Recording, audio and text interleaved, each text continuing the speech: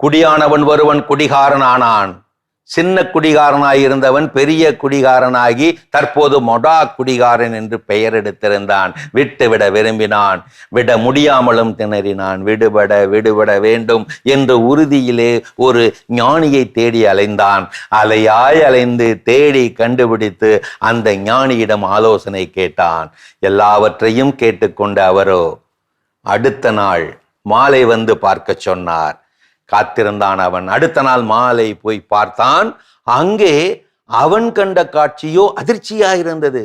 அந்த ஞானி அங்கே இருந்த தூண் ஒன்றை இறுக கட்டி அணைத்தபடி இவ்வாறு கத்திக் கொண்டிருந்தார், கதறிக் கொண்டிருந்தார். ஐயோ தூணே, என்னை விட்டு விடு.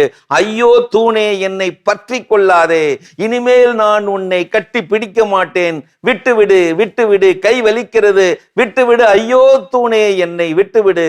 இப்படி கத்தி கதறிக் கொண்டிருந்தார். விடாமல் அரை மணி நேரமாக பொறுமையோடு பார்த்து கொண்டிருந்த குடிகாரன் பொறுமை இழந்து அவரிடம் ஓடிப்போய் தூணிலிருந்து அவரது கைகளை, ஞானியினுடைய கைகளை பிரித்து எடுத்து இழுத்து கொண்டு வந்து அமர வைத்தான். கத்தினான், என்ன இது ஞானியாரே, நீங்கள் தானே தூணை பற்றி கொண்டிருக்கிறீர்கள், விட்டு வந்து தொலைய வேண்டியது தானே. அவரும் கத்தினார், நீயும் அப்படித்தான், நீதானே குடியை பற்றி கொண்டிருக்கிறாய், விட்டு வந்து தொலைய வேண்டியது தானே. நாளை முதல் குடிக்க மாட்டேன், சத்தியமடி தங்கம். இதெல்லாம் வெற்ற உறுதி. இதோ இப்போது முதல் குடிக்க மாட்டேன் என்பதுதான் வெற்றி உறுதி.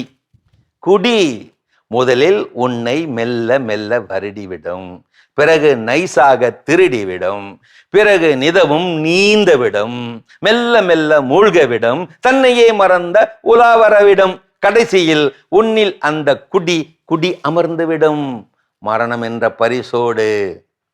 இப்படி ஒரு போதை மொழி. பகலில் கிடைக்கும் வருவாய் மாலையை கடக்கும் மதுவாய். பலரது வாய்க்குள் அது மெதுவாய், அதுவே அரசுக்கு வருவாய். காதலில் தோல்வி என்று மதுவை சரணடையாதே. அது எவரையும் காதலில் வெல்ல வைத்ததே இல்லை. ஆனால் என்ன விசித்திரமடா இது, காதலில் தோற்றாலும் மது, ஜெயித்தாலும் மது. நினைவிருக்கட்டும், கடலில் மூழ்கி செத்தவரை விட மதுவில் மூழ்கி செத்தவரே அதிகம். எல்லா விஷயத்துக்கும் விடாமுயற்சி தேவை. ஆனால் இந்த சிகரெட்டுக்கும் சரக்குக்கும் மட்டுமே விடும் முயற்சி தேவை. மது குடிப்பவன் கெட்டவன் தான், ஆனால் குடிக்காமலேயே அடுத்தவன் குடியை கெடுப்பவன் அதைவிட கேடு கெட்டவன்.